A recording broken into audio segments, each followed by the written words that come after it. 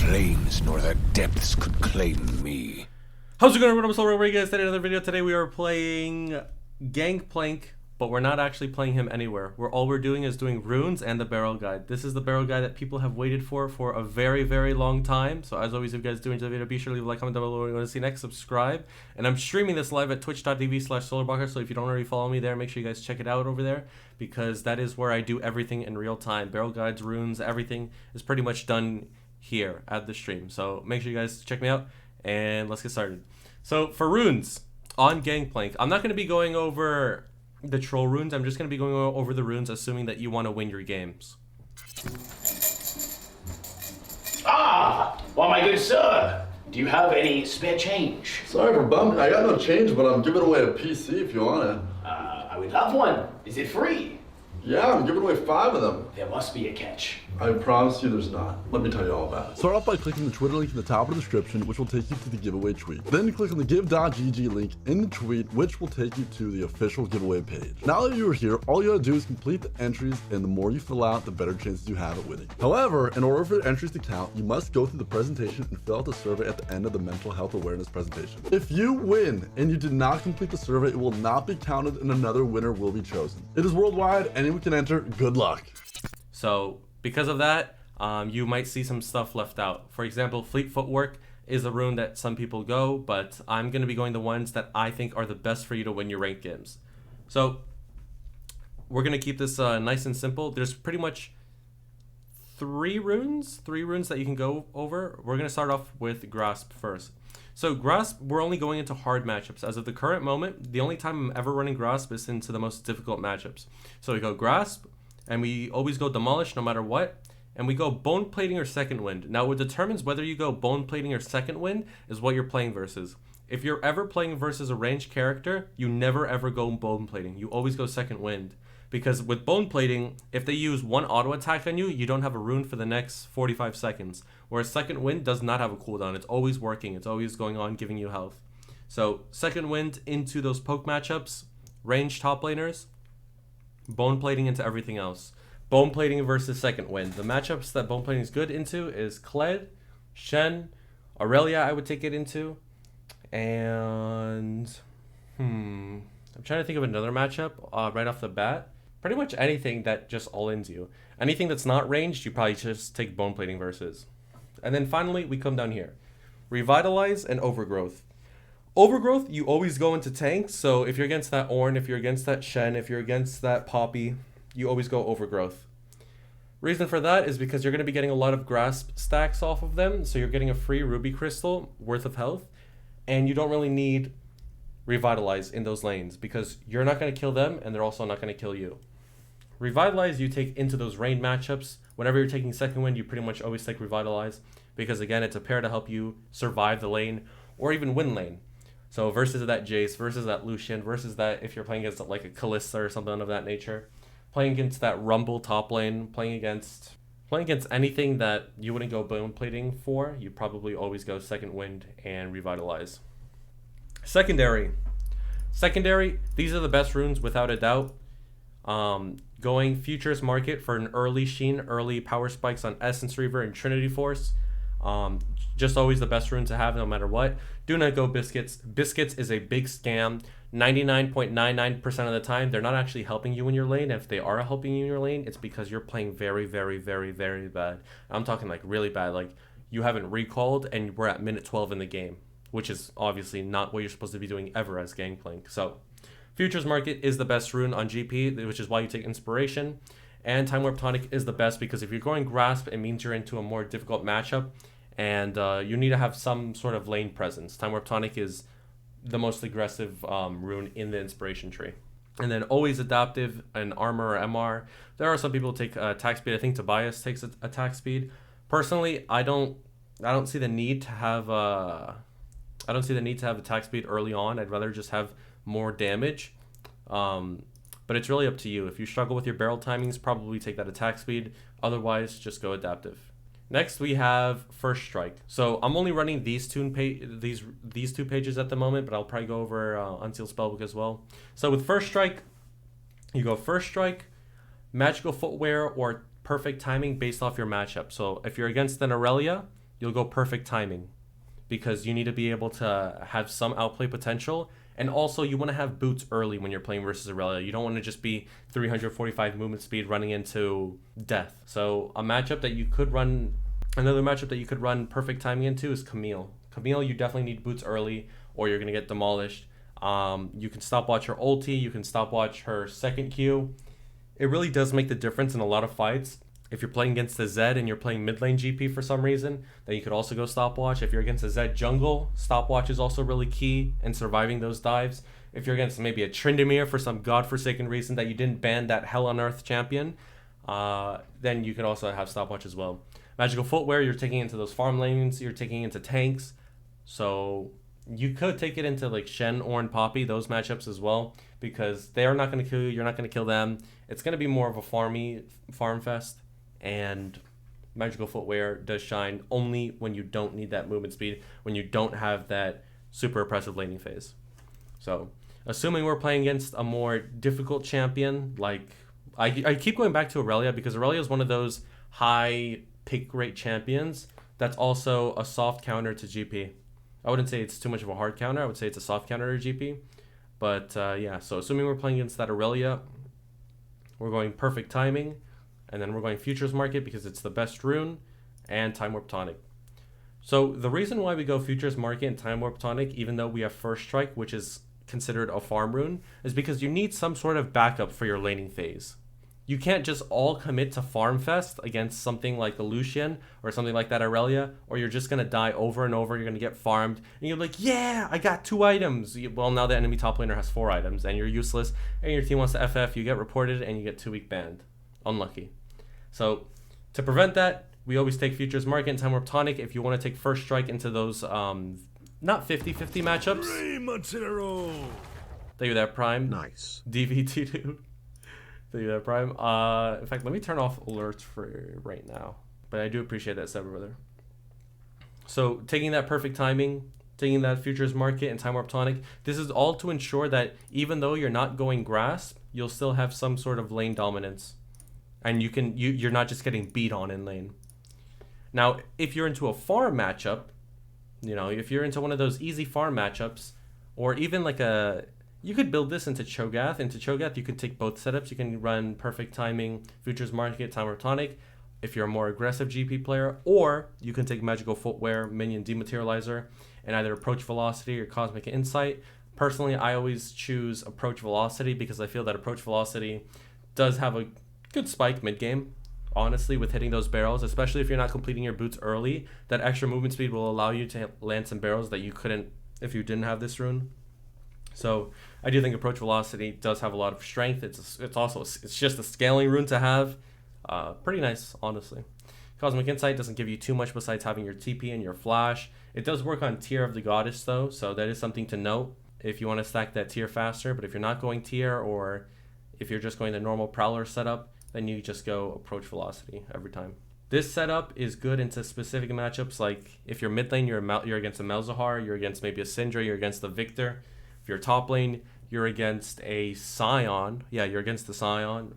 You're against Shen. This is like the easy Shen matchup. But if you're really insecure in the Shen matchup, because there are some tanks that are a little volatile, like Ornn. Ornn is a volatile tank. For some people, it's like, damn, Ornn is such a hard counter. How do you win? And if that sounds like you, like, damn, I can't beat Ornn, I can't beat Cho'Gath, I struggle versus Sion, this is the setup you take. But if you're more on the, okay, I can beat Ornn, I can beat Sion, I can beat Cho, I just wanna farm though. I just wanna farm. Then you run something like this. Because even if you fall behind early in laning phase, your scaling is gonna be absolutely insane and covered by these runes. So that's what I would say you take into based off of how you view yourself as a GP player. So let's go back to this normal setup over here that I run pretty much every game, and so regardless of the matchup. We have Sorcery. Now Sorcery is what I do run into tanks. For example, since I have the laning phase runes here in Futures Market and Time Warp Tonic, what I like to cover for my mid or late game, if I feel like I just need scaling or I feel like my lane is already won, I go Transcendent and Gathering Storm. No matter what rune you take in Sorcery, always make sure you have Gathering. Gathering Storm is the most OP rune in this tree, and it's so nice to have. There's no reason to ever not go Gathering Storm Sorcery if you're running the Sorcery tree. Now, here's where things get a little things get a little bit more detailed. The reason why you take Transcendence is because you have assurance in your lane that yes, this is a farm lane, or yes, I will win. But if you're going this farm setup right now, like this, you don't take Transcendence, you take Absolute Focus. The reason why is this entire setup is based around you one-shotting the minions come level 7 with your Sheen, your Longsword, and your Tier. Not many GP players, not many of you who watch this video will be able to one-shot the back wave at level 7 if you're running these runes. The reasoning for that is lower elo players, or lower elo players in general, or people who are playing GP and learning about him, they tend to fall a little bit behind early. And with this setup, it's very sensitive. It's very XP sensitive. So in other words, if you do fall behind and you're level 7, but you're level 7 when the enemy top laner is level 8, you won't be able to one-shot the back wave as easily. You might not. There's like a 60% chance you don't.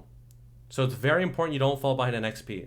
So how do you counter that? How do you get that farm matchup with the DMAT and one-shot the back wave anyways? You make up for it with Absolute Focus. By the time you're level 7, you have that 7 AD, which is almost an extra longsword for free, and that will guarantee you to one-shot the back wave no matter what. Whether you're ahead, whether you're behind, you will one-shot the back wave no matter what. I promise you that. Level 7 with Absolute Focus. But again, that is based off of you as a player, based off of your preference. So Transcendence if you feel like you're winning and you don't need that extra help to one-shot at level 7. Absolute Focus if you do struggle. Next, if you're like me and you're like, man, Grasp sucks, or Grasp is boring, I'm versus a Kled, but he said I need Grasp or something versus Kled because of bone plating or something, but I don't want to run Grasp because it's boring or whatever.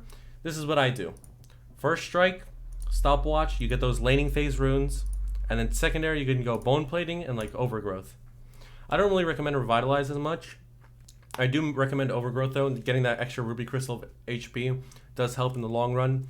If you know you're going to hard stomp lane, then you could run something like Demolish as well to get those plates early on. It really is based off of, a lot of the runes that you do on GP are personalized. I'm just trying to throw out scenarios and see how much you guys relate to them.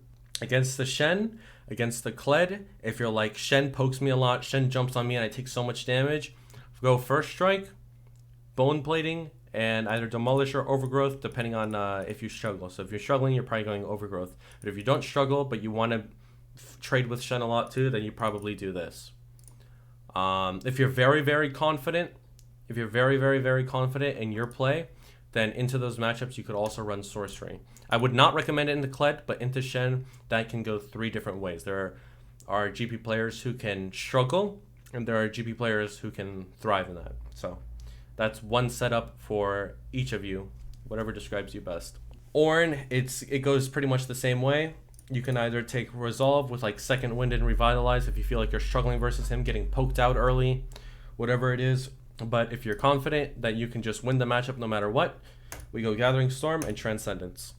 So I believe that's just about it for runes. You do not take Domination Tree, really. You don't take Precision Tree. I think Sorcery and Resolve are the best runes for whether you're running First Strike GP or if you're running Grasp, then it's always going to be Inspiration. And I believe I covered everything. Chat, do you guys have any questions about runes?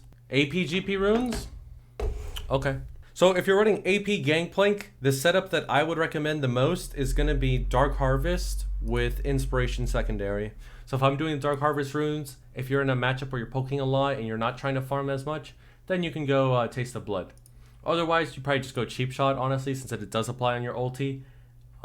Then you run Eyeball Collection. I do prefer Eyeball Collection over anything else here. And Ultimate Hunter, 9 times out of 10. Yeah, Ultimate Hunter is always going to be the best out of all of these runes. So into those poke lanes, Taste of Blood. If you're going to hard win lane or you just want to farm, you go Cheap Shot. Secondary, Inspiration is what I would recommend, and this is the reason. So when you go AP Gangplank, when you build Lich Bane, you're not going to be able to one-shot the back wave until you complete the Lich Bane, and at that point, it's going to be until the 20-minute mark when you get your first ult upgrade. So you want to know how to get your ult upgrade 8 minutes earlier? You just repeat what we did here with First Strike, but in the Inspiration Tree secondary. So we do this, this, this, and Inspiration we go Minion Dematerializer, and we go either Time Warp Tonic, or we can go any one of these other scaling runes. Personally, I would recommend you go Time Warp Tonic because you go Corrupting Potion, and then you could go Corrupting Potion. I would say go Corrupting Potion. I would say if you're playing APGP, you're probably running Ignite and you're trying to get solo kills. So I would run Time Warp Tonic, go Corrupting Pot, and then on your first recall, you buy Sheen, Longsword, and probably double Longsword. It'll be Sheen, Cole, Longsword. Or you could start the game off with Tier. And if you're running Tier, then you probably run Cosmic Insight. So this is what I'm going to say for all of you who want to farm those AP Gangplank ults early. And if you don't know what the Minion Dematerializer strat is, check out any one of my videos. I've done this countless times with Unsealed Spellbook. The videos that I have are timeless, whether it's 2 years ago or 1 year ago. It's the exact same strategy that I do now. So be sure to check that out if you don't already know about that. So if you're a player that struggles with one-shotting the back wave and you feel like you're not going to win lane even though you have your AP GP rune set up, I would go Minion Demat and Cosmic Insight so that you can stack up that tier. Whether you complete the tier or not is up to you, but you're building tier so that you get that 5 AD on the minions, which is basically your absolute focus over here. So we're going to go Minion Dematerializer, and then we're going to go Cosmic Insight. If you want to just dominate lane, then you go Time Warp Tonic and you go Corrupting Potion start. The way you start your items does matter a lot, especially for your laning phase, if you're trying to win lane or if you're just trying to farm. Because again, if you're trying to farm, it's going here. If you're trying to win lane, then you go Time Warp Tonic. And that's about it for APGP as far as I'm aware. Another setup that you could run is Unsealed Spellbook, and you can run this, this, this, this. And this is a good APGP setup. Or alternatively, you could go Ultimate Hunter and any one of these runes, probably Taste of Blood. This is also a good APGP rune. You could go First Strike as well, and First Strike could work just as well, if not better, as Unsealed Spellbook. The only problem with going First Strike is that your laning phase is probably going to be really poo-poo piss. I would probably just run Unsealed Spellbook, get that early clarity, so that I can stay in lane until level 7 and make sure I get my ult upgrade very, very, very early as 13 minutes. That way when I complete my AP item, I'm actually doing damage. So this is the setup I'd run as APGP or this Dark Harvest page. And that is about it for AP Gangplank. How viable is it? I don't actually know how viable it is. I haven't tested it in new items in a lot of ranked games. Eventually, we'll probably do an unranked challenger with only APGP. Does Cosmic work on Sheen? Yes, Cosmic works on Lich Bane. Okay, and without further ado, I believe we are ready to get into the barrel guide. There's no runes for Sorcery, no runes for Domination, or sorry, just Dark Harvest for Domination for AP Gangplank. Nothing here for GP, and just here, here, and here. Yeah, that's about it. Okay, let's do the barrel guide now, boys. So I'll put myself to level 13 then. Yes, because I'm just showing off the combos. This is it, actually. I don't need anything else. I don't want people to think that I'm using boots or something to help myself out. So first thing we're going to be going over are the barrel combos. So there are about 3 or 4 barrel combos, and then there's some flashy stuff that you can do with Gangplank. First things first is just a normal 2 barrel combo. You place 1 barrel down, and then you throw a 2nd barrel down. And you can auto the barrel or you can queue it. Pretty straightforward. The way it works is this barrel, where you place the barrel, is in the center, and then the outside of that barrel is the radius in which you can either connect the barrel or the damage that will be done. That's where the damage will be done. So as you can see, the little radius acts up perfectly. Anything in this rim will take damage, and if you place anything in this rim, the barrels will connect. As you can see, this is connected, and this is not connected. So pretty standard stuff. Place a barrel, you can auto it, you can queue it. And next up we have a triple barrel combo. So a triple barrel combo is where you place 1 barrel, you place a 2nd barrel, And as you're queuing the first barrel, you place a third barrel. So again, one barrel is down, second barrel goes down, and as the first barrel is exploding, you explode the third one. My vengeance will be bloody. One barrel, second barrel, queue the first barrel. It could be either one. You can queue this barrel or you can queue this barrel. You can do it backwards or you can do it forwards. The next thing we're gonna do is triple barrel combo with auto attacks. So this is easier to do if you're a quick cast player, but you can also do it if you're a normal cast player. Jesus. Jesus.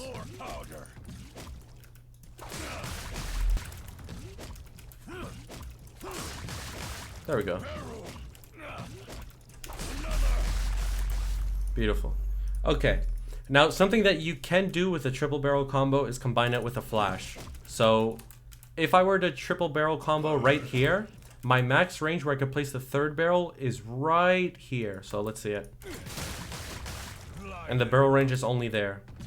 But, if I combine it with a flash, it goes way further. So that's the difference between me catching a target or not sometimes. So in this case, the Morgana's close, but not close enough. You gotta wait for her to get a little closer, actually. And yeah, just combining it with the flash allows you to get in range along with being able to close that distance much quicker and extend the range of that barrel. You could also do it with your auto attacks, but I do not recommend it since it is pretty difficult to do, and not only difficult to do, but 9 times out of 10 it's unnecessary.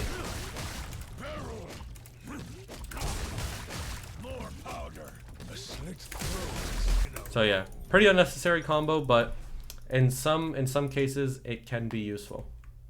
Next up, lastly, we have the either one part Phantom, EQE, whatever you want to call it, the combo, whatever you recognize it. This is what it looks like.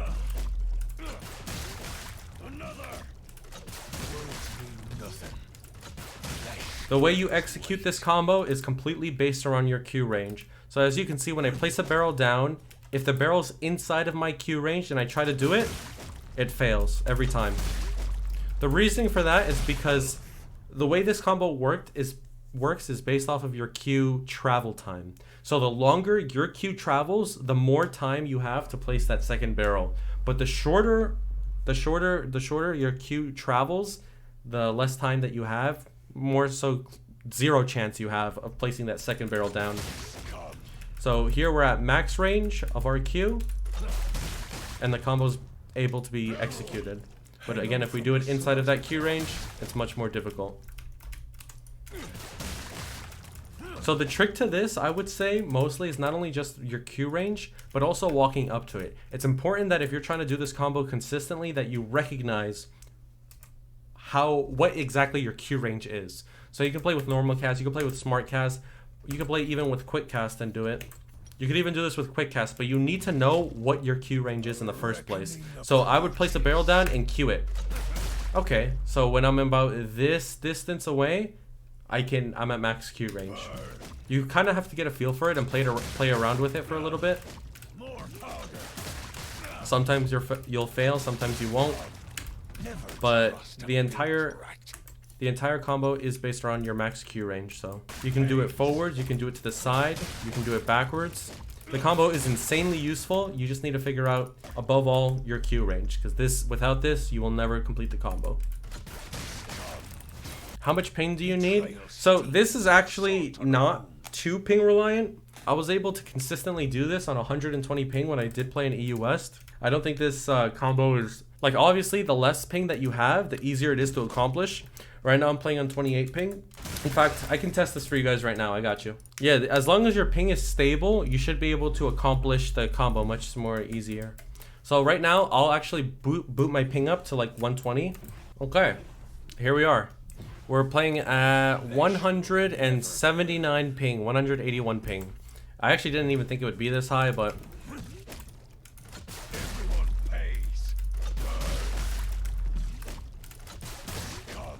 Holy. Hold on. Maybe I should lower my ping to 120. Maybe I should lower it to 120.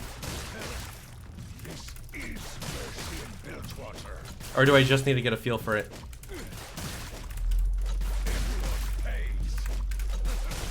Okay, let me try in 120 ping now. So 180 ping, I won't lie, that is actually really difficult. Actually, it's really difficult. Maybe I just need to get used to it. Actually. Because I've been playing on 27 ping. Yeah, I think I actually just needed to get used to it. Yeah, never mind. I just need to get used to the ping. So I have like an 80% success rate, I'd say. Yeah, I have like an 80% success rate. So it really is just having consistent ping and getting used to it.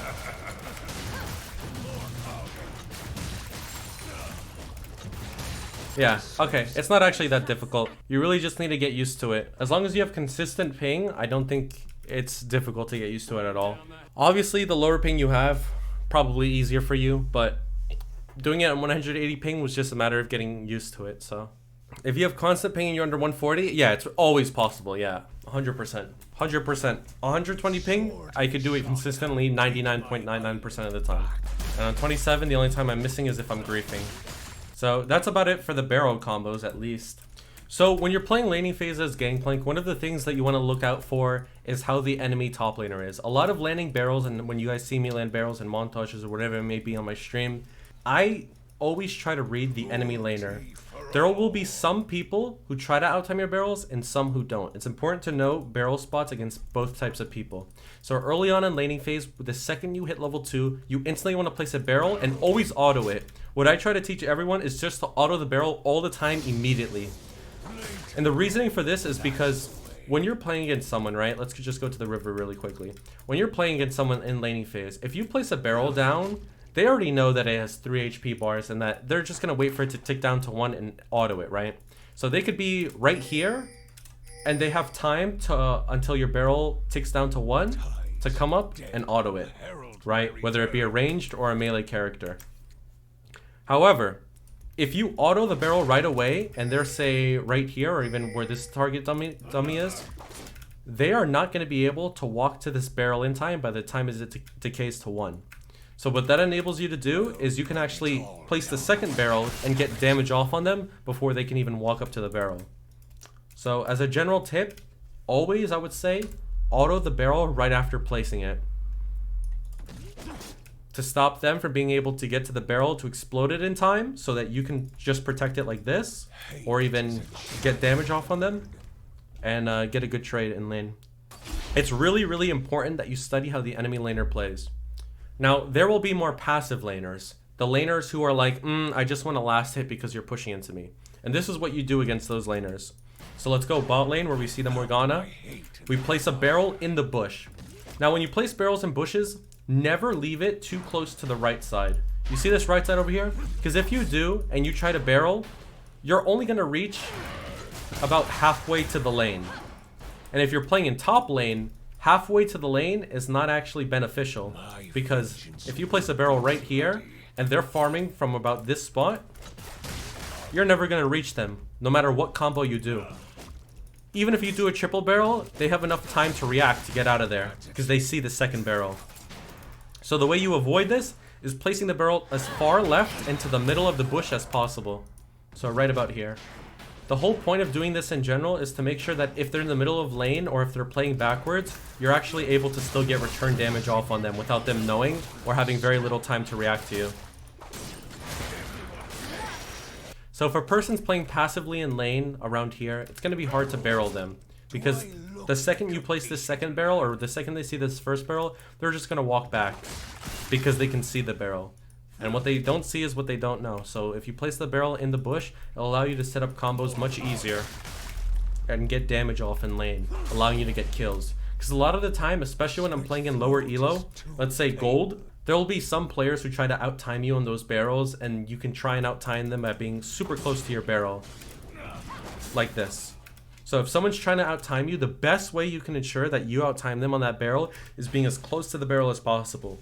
Because your auto attack has less travel time than being like over here, which, believe it or not, does kind of make a difference, especially when you're playing against ranged characters. So that is one little tip. The second tip that I offer is look at where they are. For example, if I see this guy who's right here, right? Let's say this is a Jace. Jace is right here. If he wants to outtime the barrel and he starts walking up, I preemptively place the barrel while this one is still ticking down. So let's see it. Place the barrel before it ticks down to 1. That way, all I have to focus on is timing the barrel and not placing the barrel as well. Because this is a mistake that a lot of Gangplanks make. It ticks down to 1. They place the second barrel, but now this one gets destroyed because the enemy laner hit it. And that happens because that half second to 1 second of time that you lose is just enough time for them to disarm your barrel. So again, the way to avoid that is to preemptively place the barrel as it gets down to 1 health, like right now, so that you can only focus on the timing of the barrel. So that is a tip that does help a lot of people out, especially when you're playing against ranged matchups. But again, that is relying on you studying their movement. I think the best way to actually show this to you guys is also a clip. I'm just going to go through some clips so that you guys can see what type of barreling I do. Let's look at this one. Uh-oh. And see what we can get from this.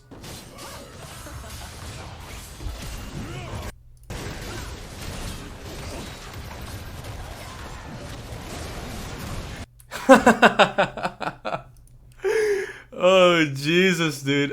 Okay. Dude, I need a normal game. I'm sorry, I need a normal game of myself. Holy fuck, there is so much to this champion that I do without thinking. The way we can simplify this a little bit more is just the barrel spots. The barrel spots that I use. So here are some of the barrel spots that I use, especially during laney phase. Let's auto refresh everything, level up all the way, and give us a little bit of gold.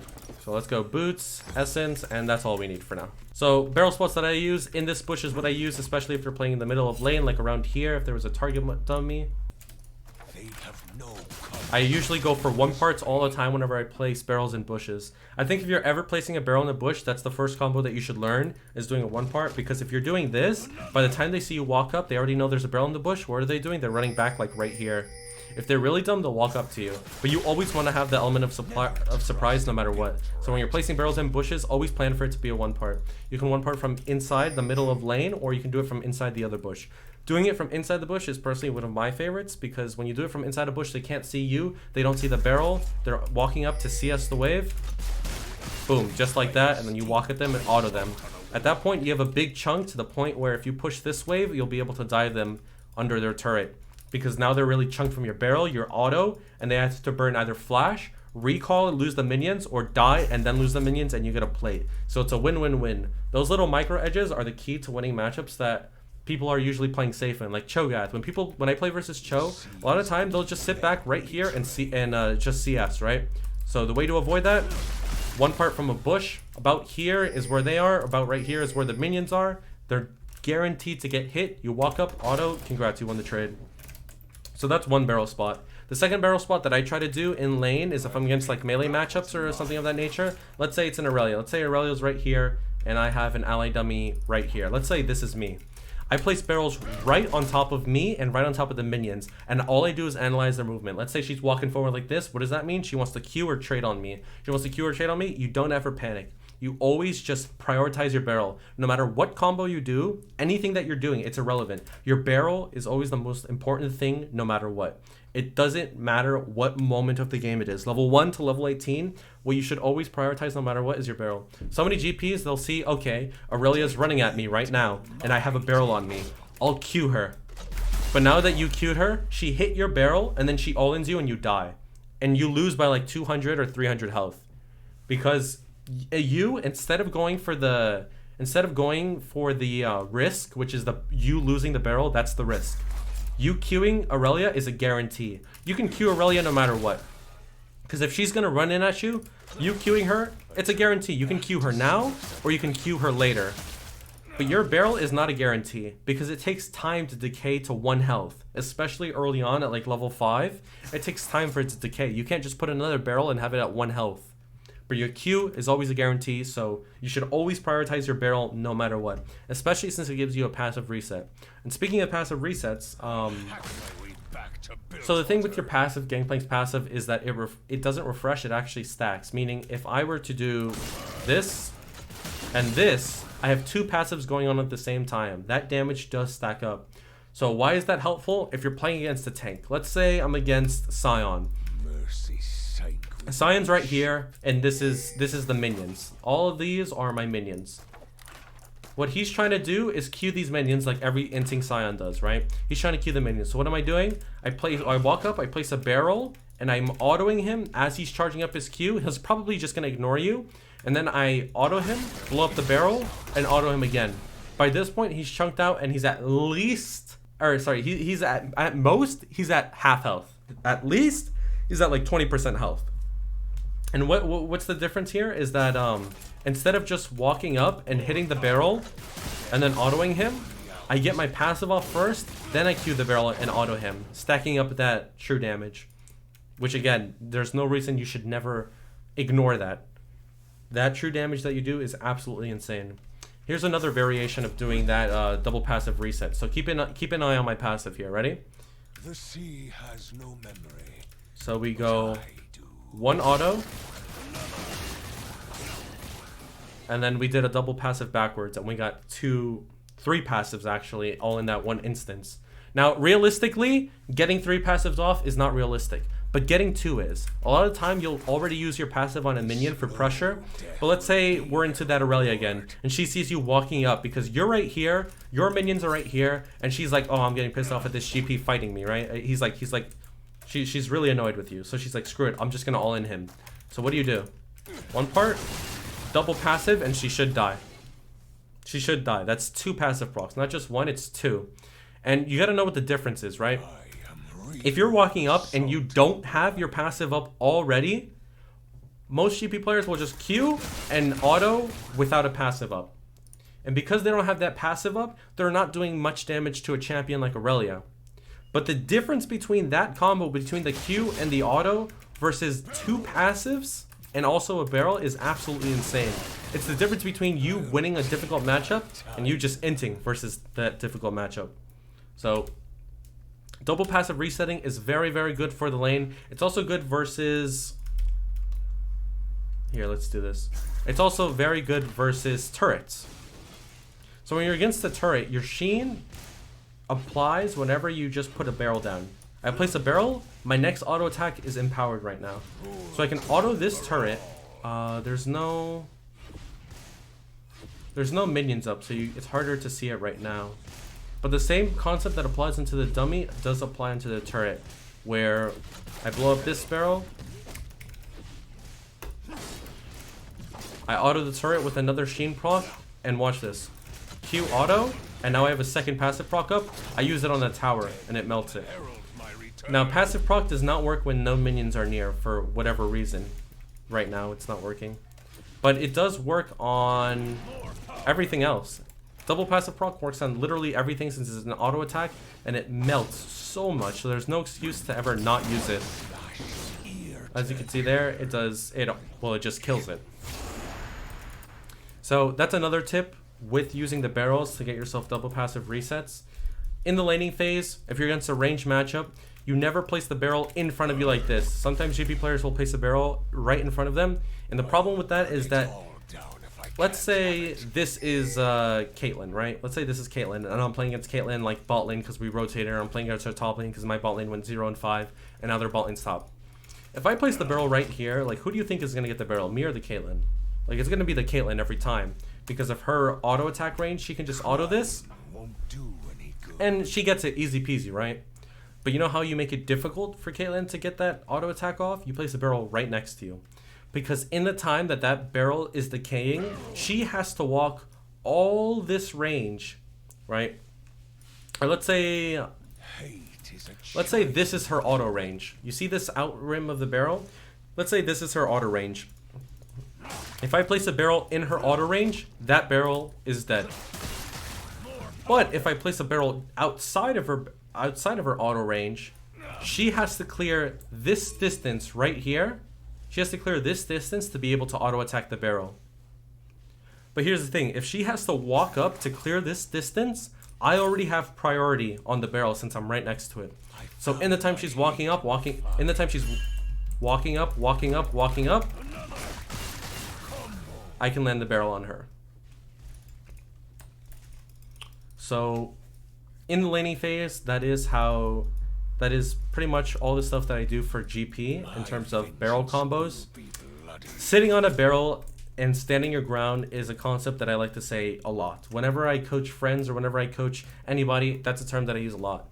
Holding your ground is the exact same thing I say versus Aurelia. It's the concept that I described, where you sit on a barrel and you just sit on that barrel and you say, okay, if you want to fight me, you will have to get in this range. You don't take a fight that's outside of this range. You stay in this range, and if they walk in, they die because you will outtime them because you're right next to your barrel and they can't walk up.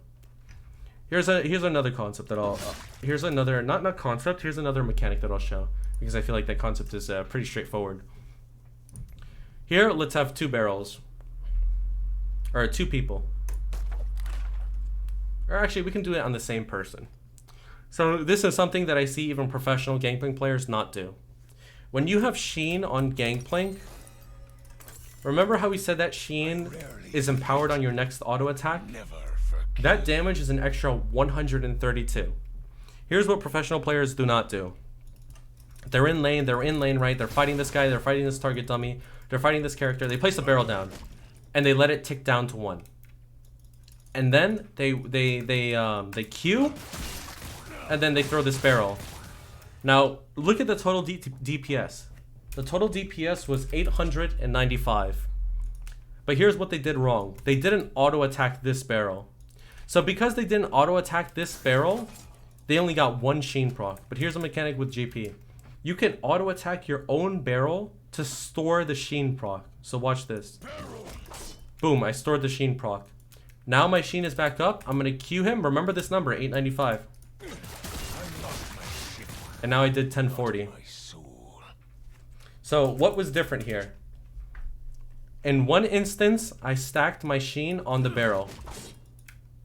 And because of that, I was able to get 2 Sheen procs. 1040. And the other instance that a lot of players do, especially professional players, they Q the person, they don't auto attack their barrel, and then they combo like that. So let's do this again one more time. Yeah, because my first strike was on cooldown. Give me a second, actually. So that damage is missed by so many people because they don't look at Sheen procs. This has been a mechanic that's been in the game ever since GP's release, and nobody does it for some reason. Not many people do, at least. It's something that I try to show a lot. I do it 24/7. You will never see me not auto the barrel unless I'm trying to farm a cannon minion. This is a mechanic I always do. And this is why sometimes people are like, why does your GP do more damage than me? It's because you're not doing little tricks like that. So let's do it again. 895, exactly as it was before.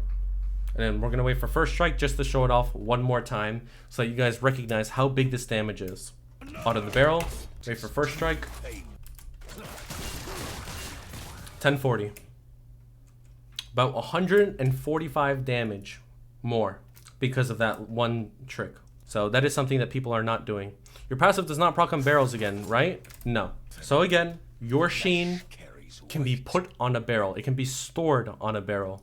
Boom, my Sheen proc is no more. It's stored inside of this barrel. I now have a Sheen proc ready for my Q and on my barrel.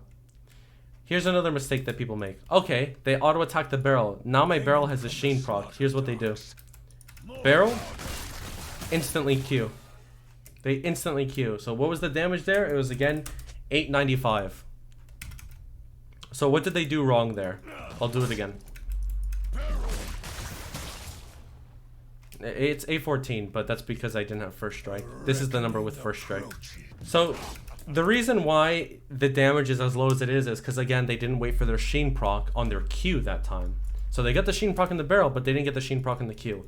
Whenever you hit a barrel on the other opponent, no matter what, you will be able to land a Q that's Sheen empowered, whether it's rank 1 barrel or rank 5 barrel. It doesn't actually matter.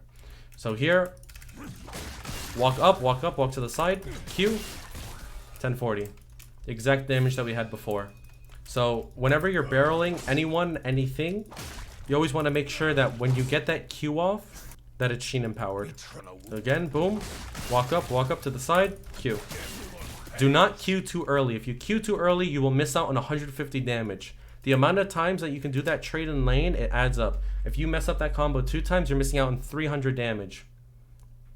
And it stacks up and so forth. As the game goes on, that combo becomes even more deadlier. Because if we add, let's say, crit to it, right? This is what people will do. 2906. So let's see how much damage they're missing out on.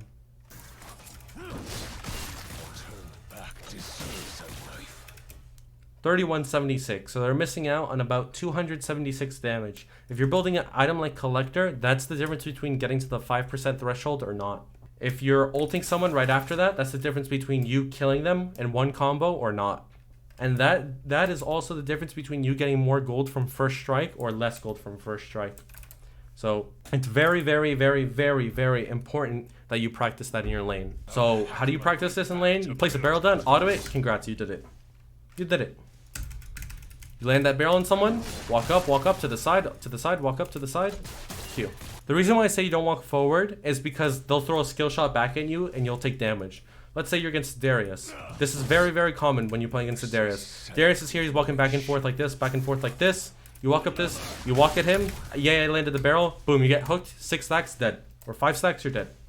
I see it happen all the time. The way you avoid that, barrel, walk up to Sheen proc, Q, and run away. And that is probably one of the most important mechanics to learn on Gangplank ever. Especially during the laning phase, it does make a big difference. And now that we have laning phase finished, I believe that's it for laning phase. I believe that's it for laning phase. There's only one other mechanic that I will teach you guys. This is one mechanic. So Action, Lucian. These are 2 champions that can cancel your barrels with their passive, which are double auto attacks.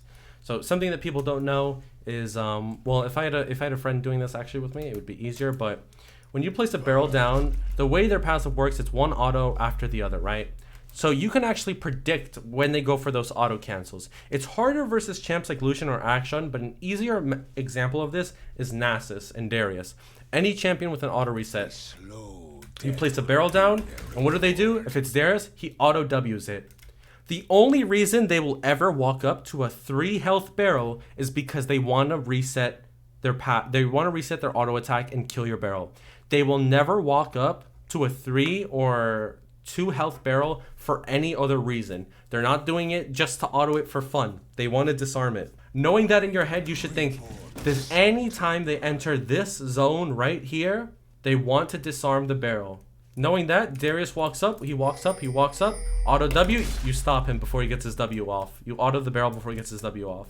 I have many examples of this if you ever watch me versus any auto attack reset champion ever. One of the most popular is Camille. I play against Camille's almost every day. They go for auto Q on barrel, and you break the barrel before they can get that Q off, which is their auto reset.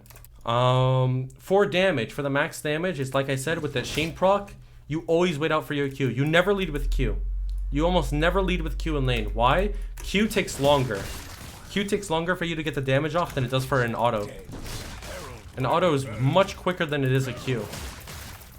Because your autos don't have that big of a cast time. Q, you're waiting on parlay to go off. With your auto attacks, much quicker. So whenever you're in lane and you're detonating a barrel, always make sure that you do it with auto attacks. Walk up to the side, Q, walk back. You just won the trade. Good job. And that's it for lane barrels on GP. Okay, so side laning as Gangplank is pretty similar to lane phase, except you have a lot more kill threat. Now, the number that you should always be paying attention to if you play GP is level 13. Level 13 with 5 barrels, there are so many combos you can do. For the sake of this guide, I'm going to just go for level 13 because level 7, you really shouldn't be fighting too much unless you're doing some of the stuff that I showed here. Other than that, I pretty much cover all of it with these trades and laning phase. Once you're level 13 and you're side laning or you're grouping, there are a few different combos you can do. As for the location of your barrels, they could also be in a bush if you're fighting someone in lane right here in the split push. But typically you're going for fights once you're level 13. So here are a few combos you can do. With 5 barrels up, which you should always have if you're looking to fight someone, here are a few combos you can do. You can do barrel into a barrel, kite around, get the Q into another barrel, just like that. Let's actually place a dummy here. This is impossible to escape the chain of, by the way, and it's there's a very low chance that they will be able to respond to your barrel if they're getting a ton of DPS to them, because the main thing that they're thinking 9 out of 10 times is to run away. So again, let's do it. I rarely forget. Barrel, barrel, tied up, barrel Q, barrel, barrel. That's using all 5, and you also get a big first strike payout of that entire thing. You don't have to worry about Sheen procs in this combo because you're always going to get 2 guaranteed. And I'll show that here.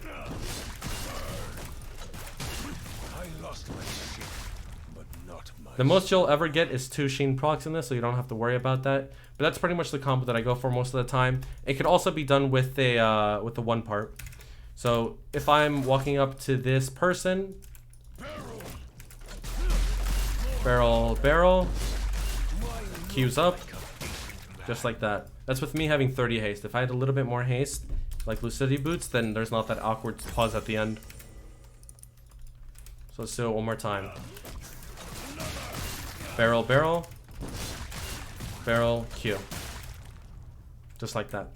Typically, I would say if you're in a melee matchup, if you're ever in a melee matchup and you're split pushing, the second you land one barrel, ulti. Always, always ulti. You get vision of them, it's hard for them to escape, and you're almost guaranteed to land the next barrels as well. I believe there's a clip of me playing versus a Cassiopeia. I'm not sure if it was yesterday or today. Basically, Cassio's running away, right? She's running away. I go barrel, barrel, ulti, walk like this, and then, well, I don't have my 5th barrel up because of the cooldown. But while they're in my ulti, I also Q them as well. It's just layering damage on damage to make sure they can never escape. And yeah, the only other variation there is of that is if barrel, they try to outtime you. Barrel on the side, just like that. But typically, your barrels, your follow-up combos should never ever be on top of them, unless it's the Q combo. But it shouldn't be the first thing that you lead with. The reasoning why you're able to do this, and then you place the barrel on top of them is because they're slowed by 80%. Since they're slowed by 80%, there's no way they can escape the barrel range. Meaning that when you place this barrel and you hit them, they're guaranteed to get hit by the next one unless they somehow outtime you or you mess up. But you never ever lead a combo with just going like this.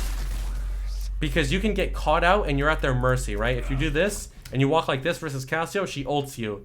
Okay, you oranged it. She just autoed your barrel. Or you're in her miasma. She just killed you. Damn, unlucky. You're against Camille. She cues the barrel because you just placed it on her for no reason. She ults you, ignites you, second Qs you, you're dead. You're against Aurelia. You walk up, you press Q like this. She's like, okay, I hate this guy. Ults you, presses W on the barrel, runs at you, you die. You always want to play at range no matter what. It doesn't matter what the matchup is. You need to have that discipline. You need to make sure that you're not playing, that you're not inting. You need to make sure that you have a plan in your head.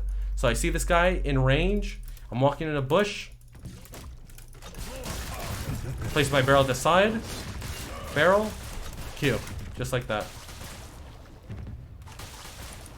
We'll do it without the ulti now. I'm in a bush. They're CSing this wave. Barrel, barrel. At the side. Barrel. Walk up. Q. If you're trying to chase someone, you can also do that one part combo forwards. Let's go back.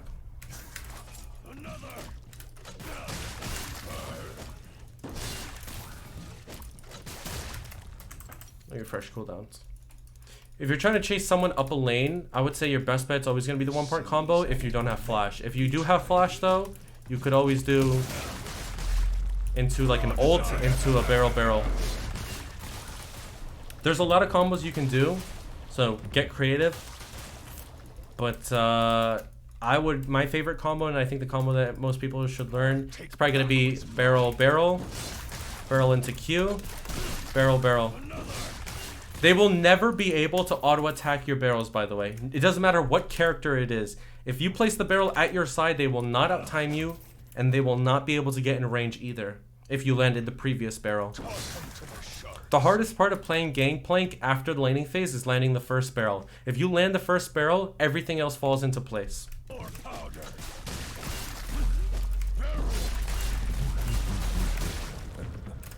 Is that quick cast with indicator? No, I play a normal cast.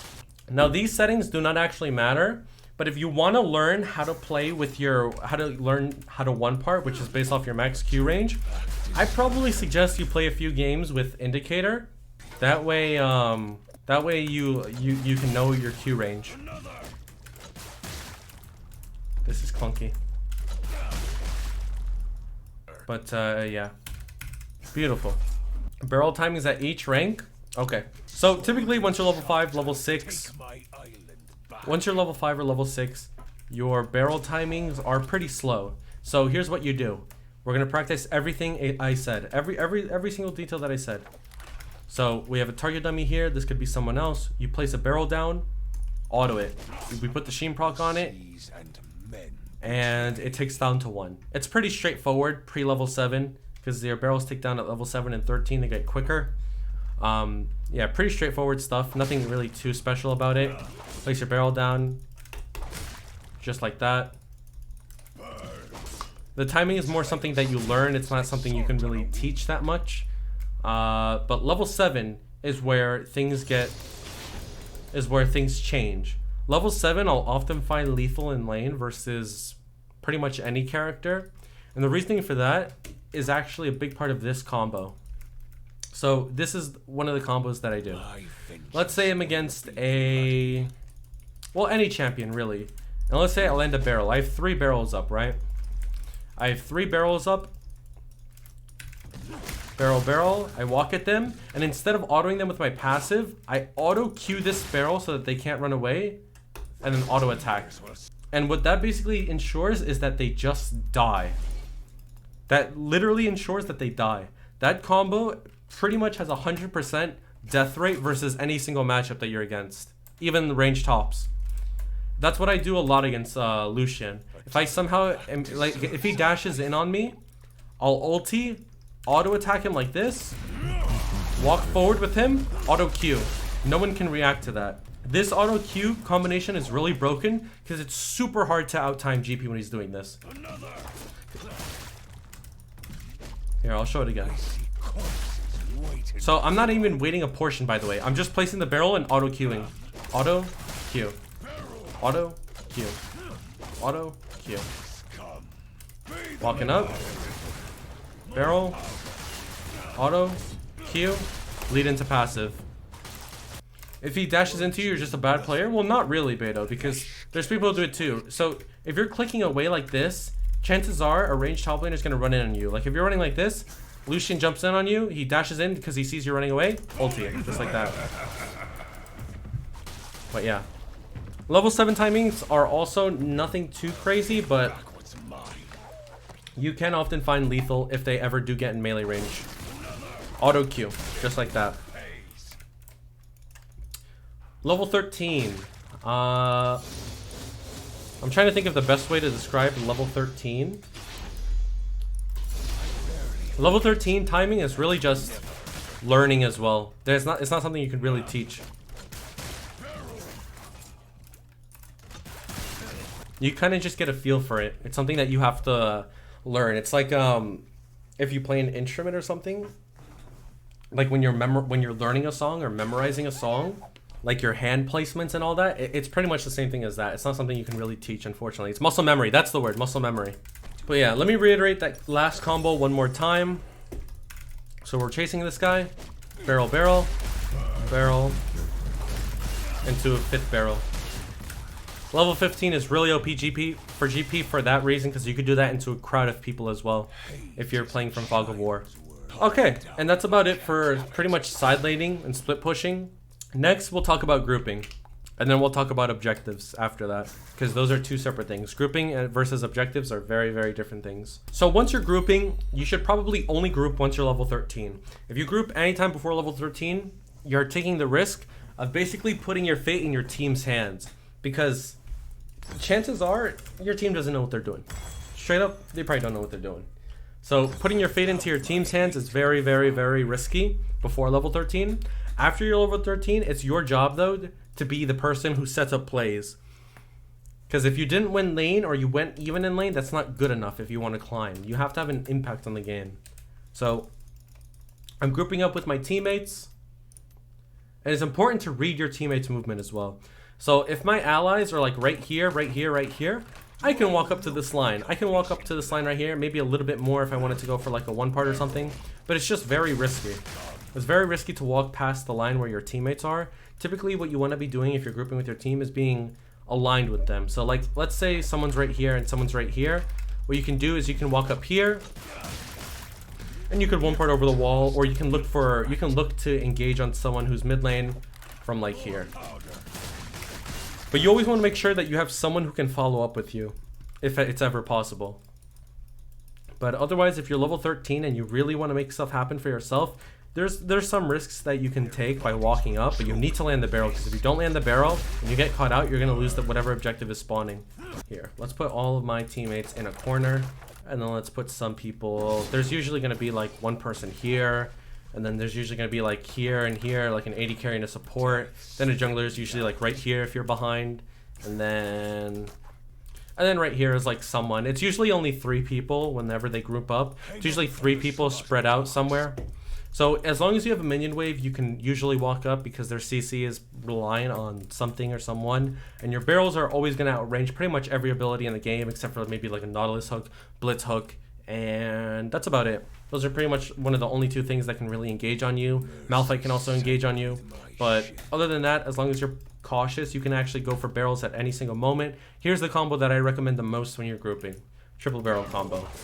Now, when you do the triple barrel combo, there's one of 2 things that you need before you go for the triple barrel combo. You need to be 13, obviously. Actually, you could be level 7, but you shouldn't be grouping if you're level 7.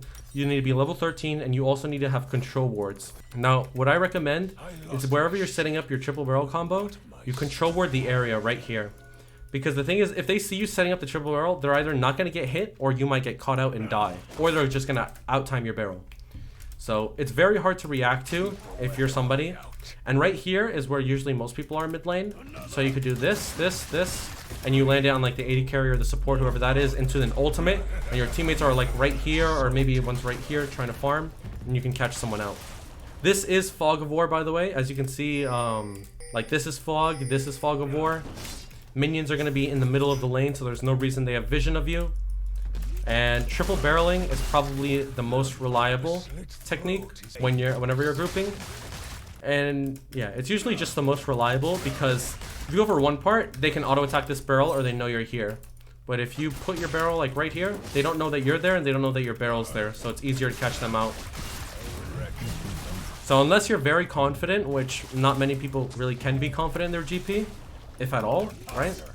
I don't know, I said if at all, but like typically you should always go for a triple barrel. Even I do it. Even though I can land some fancy combos, a lot of the time I do stick with the triple barrel, because it's the safest, the easiest, and low risk, high reward. I think that's about it for grouping in terms of the mid lane. If you're grouping like bot lane, what you usually want to do is, again, control wards are your best friend, by the way. When you play GP and you're grouping like past level 13, control wards and scanners are your friend. Now, typically what I go is I go blue trinket, because I like to set up a line of vision when I'm top lane, like ward here, like a ward here, like a ward like here, so I know if I'm going to get ganked or not, what the enemy team is doing. But if you're grouping with your team in a lane, it's very important that you always have control wards and bushes next to you, so that you can set stuff up. You can set plays up, or even watch your team's back. Like if your team is all sieging here, right, and there's somebody here and they're coming out like this way, oh shoot, your bot lane's getting ganked, but you're here, right? Then you can also do a combo, or if they get even closer and there's a team fight going on, same thing. Yeah, your barrels, it's very, very important that you always give them as little time as react to your barrels. That's the key to playing Gangplank outside of laning phase, is making sure the enemy team has as little time as possible to react to what you do. So barrels and bushes, control wards, very, very, very good for GP. That's for grouping for mid lane, grouping for bot lane, grouping for top lane. It's pretty much the same thing. You're just fishing for barrels, placing them in bushes. Again, trying to stay in fog of war. And when they walk up,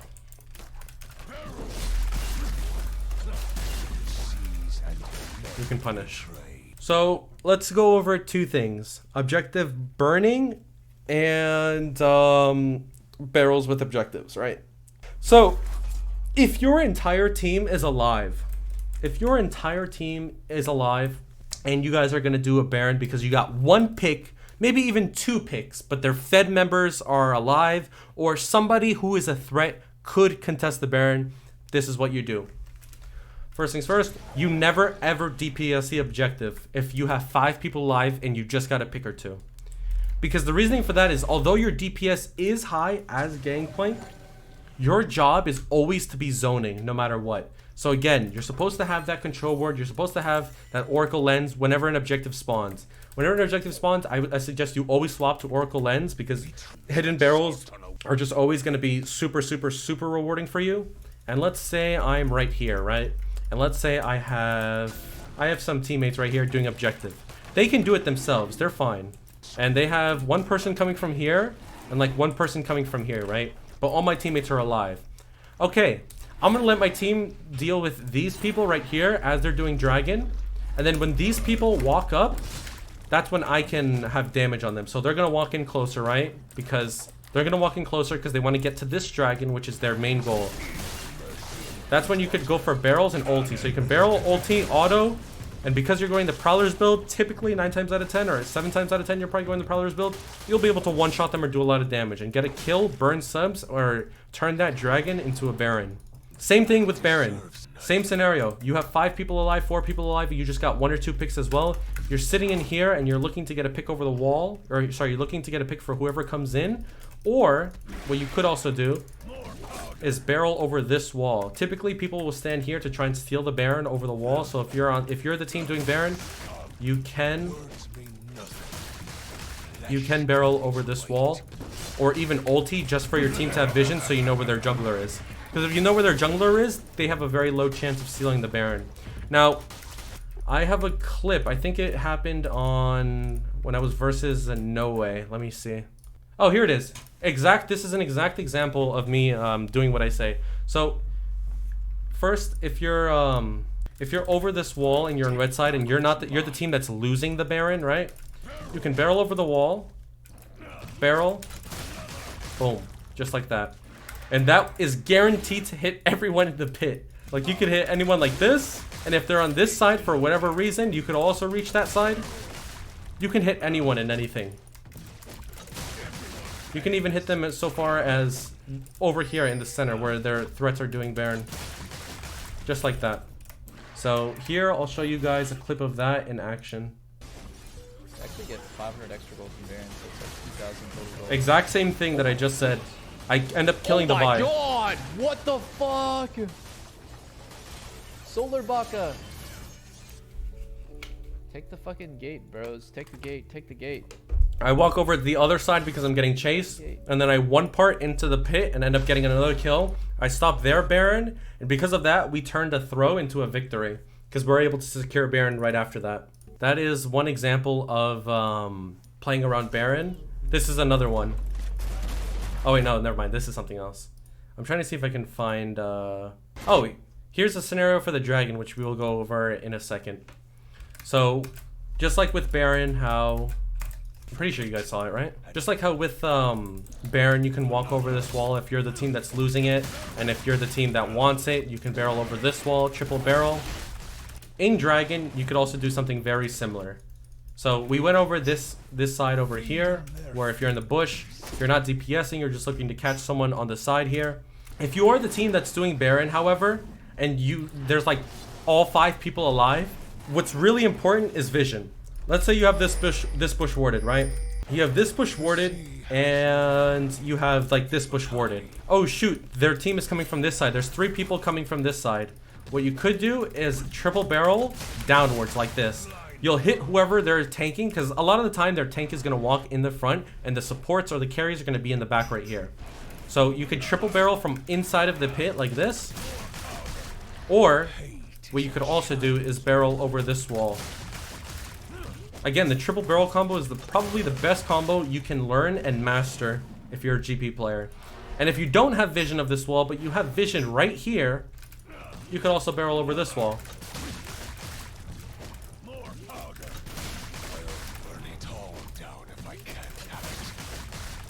You could also just do a normal 2-barrel over this wall, but the triple barrel is typically your best friend. And if they're coming from this angle, the way you can barrel is triple barrel just like this, and you hit a bunch of people. So, as GP, whenever you're doing Dragon or Baron, specifically Dragon I would say, you have so many angles you can enter.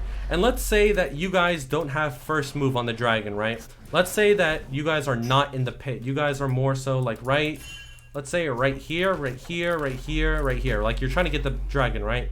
And their team is also coming up from one side. You saw them show on bot side, and they're walking up like right here, right here, right here.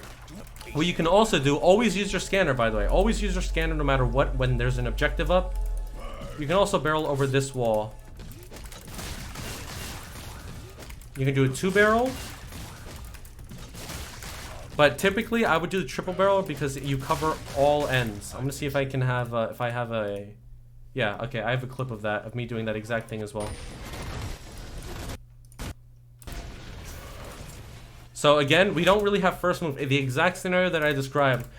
My teammates are still coming from base. There's only 2 people here right now.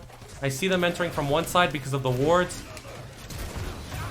I combine it with the flash, and I do a lot of damage, and I don't die.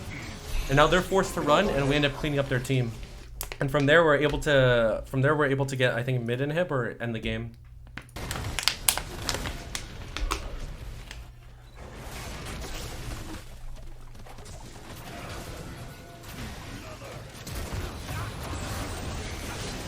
So that is an example of that angle. Does the barrel stack on one enemy? Yes, you can only damage someone with the barrel once. You cannot, doing 2 barrels does not stack up the damage. As you can see, it only took 838 damage. Stacking multiple barrels does not make it do more damage. It's not do more damage. So that's another angle you can attack, is from over this dragon wall. Same thing if you had a yellow trinket, you could ward this wall right here to see if anyone's over the wall. Otherwise, you could set up some pretty crazy stuff for yourself. And if you're the opposing side and you're walking in, you could also do something similar. You could also triple barrel, I believe, from over this wall. Just like that. You could even do this.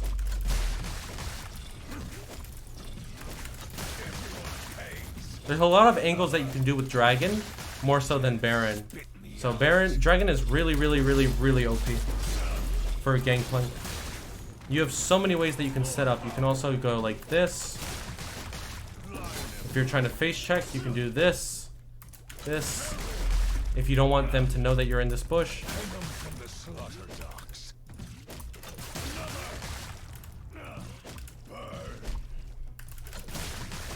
You can get right in the middle.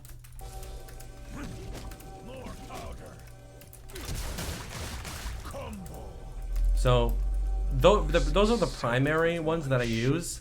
If I'm on this side of the map, then I'll typically barrel like from here to here, or even from here, here, and here. And then if I'm on the other side of the map, I'll barrel from here, as I showed you guys before, or stay over here and try to catch someone who does enter the pit. For Baron, it is pretty much the same thing. If I'm entering the Baron pit from this side, this is something I didn't go over yet. If I'm entering from this side, from Baron, I'm using my scanner to see if they have vision. If they have vision, I'm going to instantly ult the Baron just like this, so I know where people are. And then I could even triple barrel. Oops. I can triple barrel and cover the Baron pit without even getting too close. Like from here I could do it.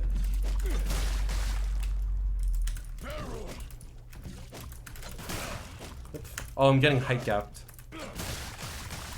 Yeah, I'm getting height gapped. I'll go over that, what that means in a second. So if I'm entering from this side and I ulti, I can barrel, and hit somebody in the back. Or if they're in the pit, I can cover the entire pit with that barrel. There's a lot of different angles that you can attack as Gangplank. And if I'm attacking from this way because the other side was warded or whatever, then you could barrel like that. You could barrel over the pit if you're scared of getting CC'd from over the wall. If you think they're hiding because you just GP ulted. But the key is using your ulti. Your ulti gives you a lot of vision on Baron. When you're on Dragon, you almost never need to ulti because it's so easy to find angles and it's so easy to just ward and you have so much information. But when you're trying to enter Baron, you always need a ulti to know if they're on it and how far you can go. Because Baron isn't a one-man thing, it's multiple people that do it. So the river actually is really buggy. So in parts of Summoner's Rift, some parts of the map are way taller than others. And what that basically means is that pretty much applies to your barrels. You don't really notice it as a Gangplank, like as a champion, but you notice it on your barrels. So here's an example of that. Ready? These barrels are connected. They clearly look like they're not touching. But yeah, they are.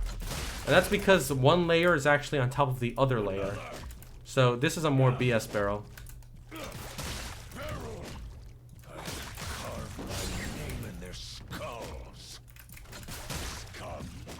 Here we are. These barrels are clearly not connected. But if we walk down a little bit further... Hold on, I forgot where we have to stand for it to show. But it is actually overlapping. And this is really stupid because over here... Where is it? Where is the wall? Oh, over here I think it is. Sometimes the barrels won't connect because... Even though it looks like they're connected, because of the height gap, I think there's one like right here. Yeah, you see this? These barrels look connected, don't they? Well, if I move my screen up just a little bit, zoom in or zoom out, they're not connected. But if I'm playing lock screen or something and I'm walking like this, now they look connected. They look overlapping, but they're not actually connected. And this screws a lot of people over. I think it's really stupid that it's still in the game personally, but yeah. You could use this to your advantage though in the river to cover the entire map, to cover the entire map to the point where you can actually I guess you could just reach it from Dragon Pit. You see how this is not connected though? So there's a lot of the only parts that I'm aware that exists in the map is in both sides of the river and right here. I believe this does connect.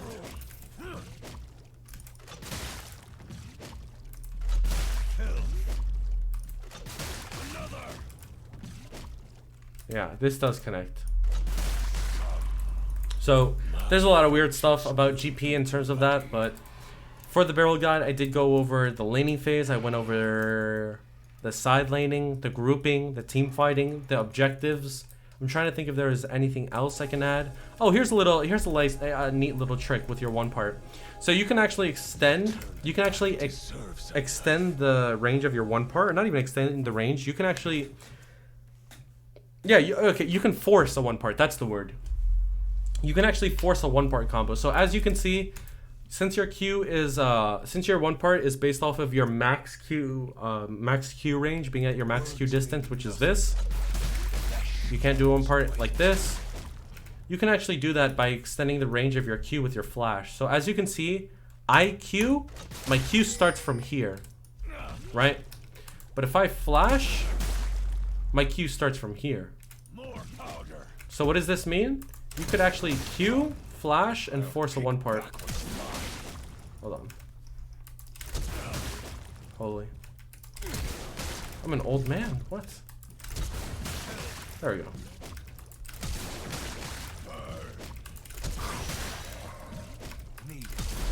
I rarely forget. Never forgive. Yeah.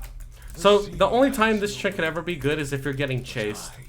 For example, you're running along here, you place a barrel here, they're running along like this, like this, like this, and your barrel's ticking down because you're level 7 or something, and you're trying to run for your life, and your barrel's not going to come down in time, like your barrel's still ticking down, go like this, and you go like...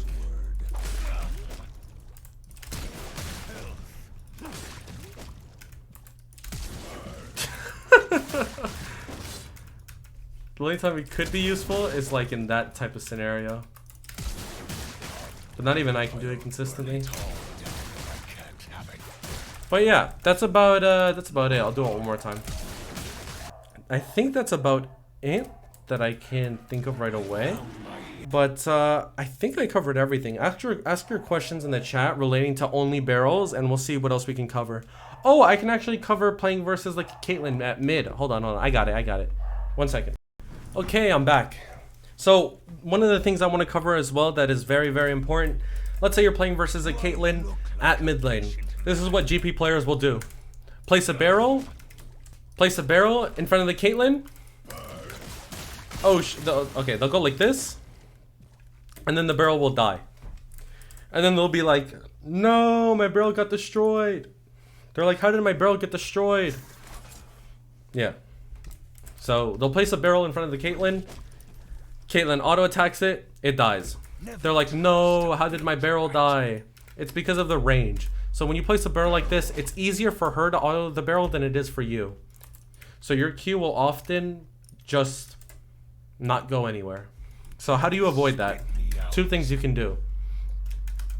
Barrel right on your side, and then in the time that the Caitlyn is walking up to auto this barrel, you already have pry on it, and you barrel her. The second thing that you can do is barrel at an angle. I have a clip of this as well. I don't know if someone has any clips of me doing this, but you barrel at an angle. So if that's her auto attack range going forward, it's very easy for her to hit this. And it's very expected. But if you barrel at an angle like this, it's unexpected and you have priority on it because you already know where you're aiming, and her auto attack range will not reach. If you're going for a 1 part. If you're also triple barreling, she can't ever auto this barrel, so you can go this, just like that. If you're doing a triple barrel, then you can do it in a straight line if you wish to. But if you're trying to go for only 1 parts or phantom barrels, whatever you want to call it, you always do it at an angle, so it's hard for them to auto attack it. And that's pretty much countering range champions. Every single range champion, that's pretty much the easiest way to counter them. Is just placing your barrels at angles, at off angles that they won't expect. And if they do expect it, you gotta change it up. So either go like this and then auto attack them with the barrel, or try a different angle. But pretty much the number 1 thing on GP for improving at barrels, improving at anything, being consistent, is a lot of games and a lot of practice and a lot of learning, lots and lots of learning and testing. So yeah, that's it. Yeah, I'm pretty sure you didn't cover how to spawn camp. Shut up. Shut up. All right, boys, this was long, but I did get a lot of subs. I think I actually did this pretty, I think it could have been a little bit better. I won't lie. Definitely could have been better, but I did go over everything that I did want to go over in pretty good detail. I did my best to explain things. It's hard that there's not a lot of I'm not actually playing against someone that I could do this in real time. Thank you guys for watching. Leave a like, comment down below. You want to see next, subscribe, and I'm out of here.